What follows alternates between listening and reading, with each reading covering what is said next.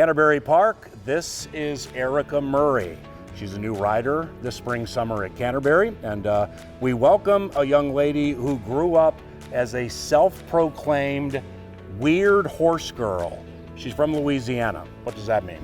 Well, if you ask anybody from my high school, they probably would have described me as a weird horse girl, but I'm a successful horse girl. Right. So So yeah. in other words, a weird horse girl, it's like you'd have people wanting to play kickball, soccer, basketball, football, and baseball. I'm galloping around. I'm whinnying. I was totally all about the horses. I was not into anything else growing up. Yeah, well, that's great. Well, welcome to Canterbury. And I would imagine Erica grew up in the neighborhood of Louisiana Downs.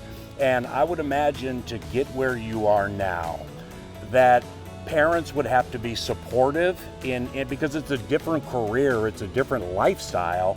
And talk about your parents and how they helped you. Absolutely. My parents have been completely supportive of my career. I came out of the womb saying I want to be a jockey. Like I knew from a very young age I would be a rider, and my parents never discouraged me, never told me I couldn't be.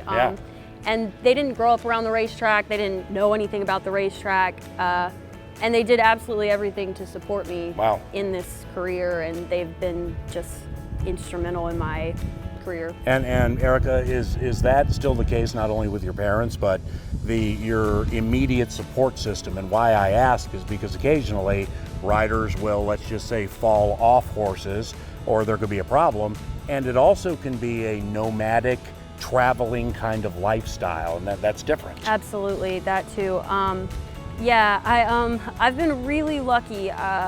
New Orleans is my other home. It's more of my home now, I would say, than my hometown, and I have so many supporters in the racing business and people that have just mentored me, and a lot of strong women, older and younger, who have just always been there for me through this, and really great horse people too that have just taken me under their wing. And I mean, I've learned from what I think are some of the best in the industry. Wow, that's a fantastic answer. And Erica won her first race that she ever rode 8 years ago, the month of May 2023, at Louisiana Downs, so in her hometown.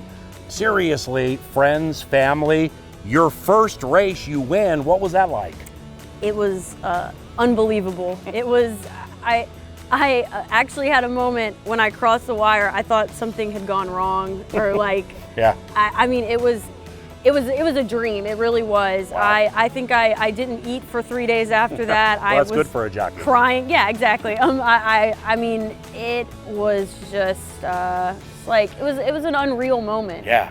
Were you hyperventilating at all? Like when you were coming back, because it's arduous riding the horse. Right. And I would never know what it's like, but I would imagine you can lose your breath. But then on top of the exultation and excitement of your first race, it's a victory in your hometown with your very favorite around you. I mean, was that a hyperventilating moment? Absolutely, yeah. I mean, the outrider, when he pulled me up, this guy had seen me get run off with 1,000 times, and it was everything about it. It was like a movie. I mean, I pulled up, I could not breathe. It was wow.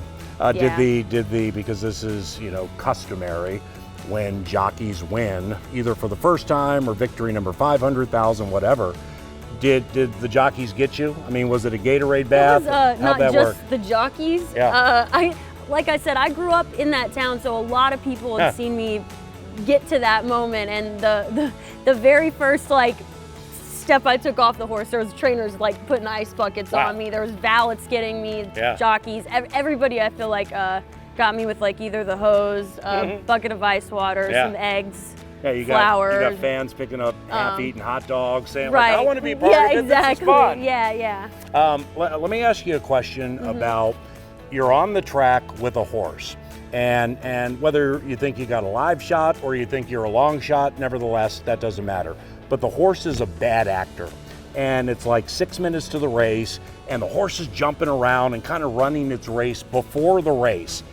As a jockey, how do you get that horse to settle down? Well, something that I pride myself in is that people have told me I'm a quiet rider, and what that means is I'm very still. I'm not I'm not getting in their way a lot, and I think that's really important for like a situation like that. You know, I want to be quiet, I want to be calm, and also to like, actually I can't be like secretly freaking out on the inside, and like, because the horses know, they feel animal instinct. Absolutely. So if you're, you know, if you're just sitting there but your heart's racing and you're sweating too and freaking out, you're only kind of hurting them more.